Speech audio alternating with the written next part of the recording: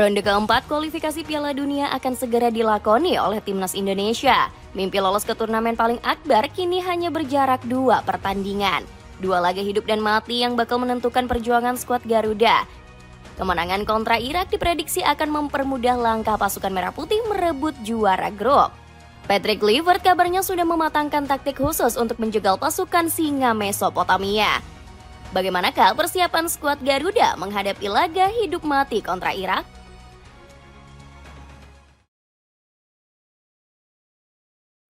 Ambisi memutus kutukan melawan Irak.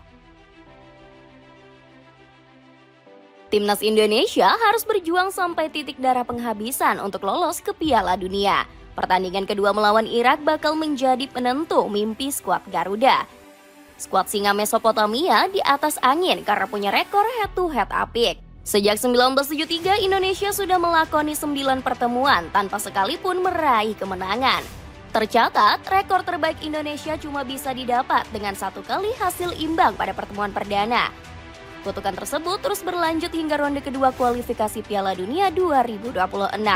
Saat itu, Indonesia yang masih dilatih Sinteyong dihabisi 2 kali dengan agregat 7-1. Namun, situasi ini berpotensi terbalik pada ronde keempat mendatang, sebab komposisi Garuda Nusantara sudah jauh lebih komplit dibanding pertemuan sebelumnya. Saat ini Indonesia memiliki Emil Audero, Jai Idzes, serta Kevin Dix untuk mengawal pertahanan. Lini depan juga makin sakti berkat kehadiran oleh Romeni serta Miliano Jonathans. Bahkan valuasi skuad Garuda yang menyentuh 558 miliar rupiah jauh lebih tinggi dari Irak. Skuad singa Mesopotamia cuma punya valuasi transfer senilai 280 miliar rupiah. Bahkan nilai tersebut 2 kali lipat dari harga transfer Jai Idzes yang punya MV 130 miliar rupiah. Selain itu, kekuatan Irak juga penuh celah seperti yang disampaikan Nater Al-Hatib.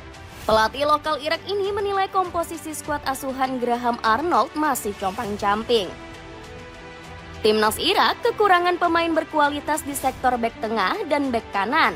Lini tengah yang jadi kekuatan utama juga terkendala harmoni dan konsistensi di antara pemain kunci. Keuntungan dari persiapan buruk Irak. Selain keunggulan skuad, timnas Indonesia juga bisa memanfaatkan blunder persiapan Irak. Pada bulan September, pasukan singa Mesopotamia lebih memilih berlaga di ajang Kings Club 2025. Secara hasil akhir, Irak memang berhasil keluar sebagai kampion. Namun, anak asuh Graham Arnold cuma bersaing melawan Thailand dan Hong Kong yang levelnya jauh di bawah. Padahal, Arab Saudi selaku rival grup B saja menantang Makedonia Utara dan Republik Ceko. Sementara timnas Indonesia menjajal tim Timur Tengah seperti Lebanon.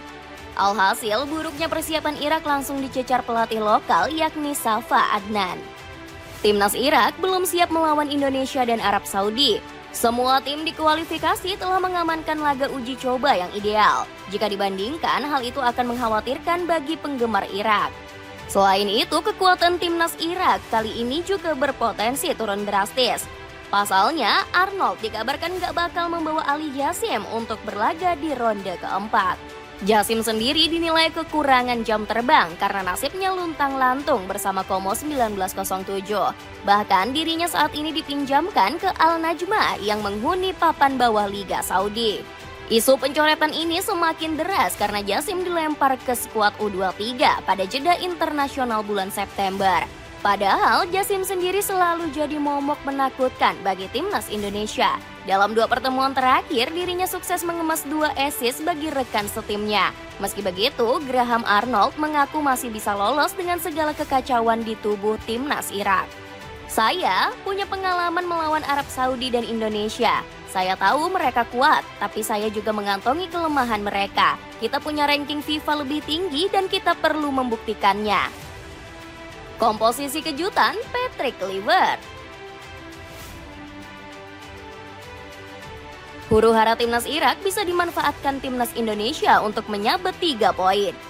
Patrick Kluivert bisa mengandalkan taktik terbarunya demi merontokkan pertahanan raksasa Asia tersebut.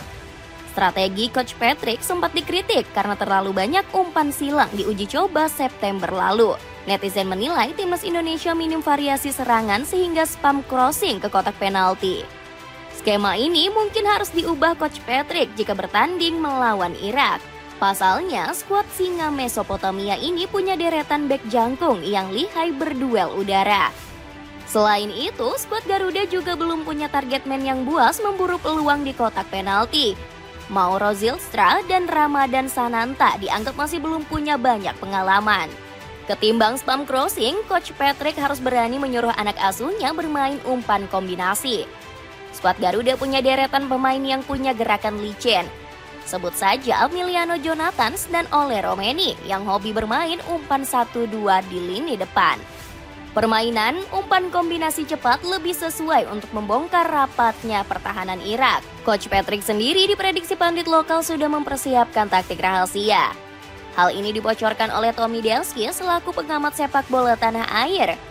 Clever jelas menyimpan sesuatu, strateginya masih rahasia. Tapi di laga krusial seperti ini detail kecil bisa jadi penentu. Di sisi lain, Irak diprediksi bakal kerepotan menebak permainan skuad Garuda. Sebab sejumlah pilar andalan dari pertemuan terakhir nggak dipanggil oleh Coach Patrick. Di antaranya termasuk Marcelino Ferdinand, Asnawi Mangku Alam, Rafael Struijk hingga Pratama Arhan. Pengen sepatu bola ramah di kantung tapi kualitas oke? Cobain sepatu bola dari Enkai. Cek linknya di bawah ini. Skema terbaik timnas Indonesia lolos.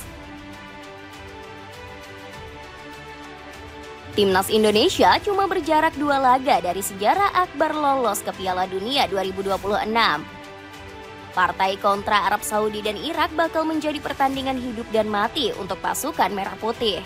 Skuad Garuda hanya punya satu jalan jika ingin lolos otomatis ke Piala Dunia, yakni merebut juara grup. Cara paling mudah adalah dengan sapu bersih 2 kemenangan. Namun tentu ini bukan hal yang mudah karena lawannya Arab Saudi dan Irak. Pasukan Merah Putih bisa langsung mengincar 3 poin di laga pembuka melawan Arab Saudi. Kemenangan kontra tuan rumah bakal membuat mental Jay Itzes dan kolega lebih kuat. Secara rekor pertemuan, timnas Indonesia juga lebih berpeluang menang kontra Arab Saudi. Skuad Garuda belum kalah dari 2 laga terakhir melawan skuad Elang Hijau. Kekuatan Arab Saudi juga terancam berkurang karena Salem Al-Dawsari selaku kapten tim kembali cedera. Jika bisa meraih kemenangan kontra Arab Saudi, laga kontra Irak akan lebih mudah. Skuad Garuda nggak perlu tertekan untuk mencuri 3 poin dari Irak. Pasalnya, hasil imbang sepertinya sudah cukup untuk mengunci posisi juara grup B. Syaratnya, laga pamungkas antara Irak dan Arab Saudi harus berakhir imbang alias tanpa pemenang. Dengan hitung-hitungan ini, timnas Indonesia ada di puncak teratas grup B mengoleksi 4 poin, sementara Arab Saudi dan Irak sama-sama cuma mengantongi 1 poin. Semua ini tentu saja masih hitung-hitungan ideal yang didambakan semua warga tanah air. Harapannya skema ini bisa dialami oleh timnas Indonesia sehingga bisa lolos ke Piala Dunia 2026. Promo super murah, beli 5 celana dari Boardshort cuma 99.000 saja. Cek link di bawah ini. Dengan persiapan matang serta peluang hadirnya taktik kejutan, akankah Patrick Kluivert bisa membawa skuad Garuda menang atas Irak?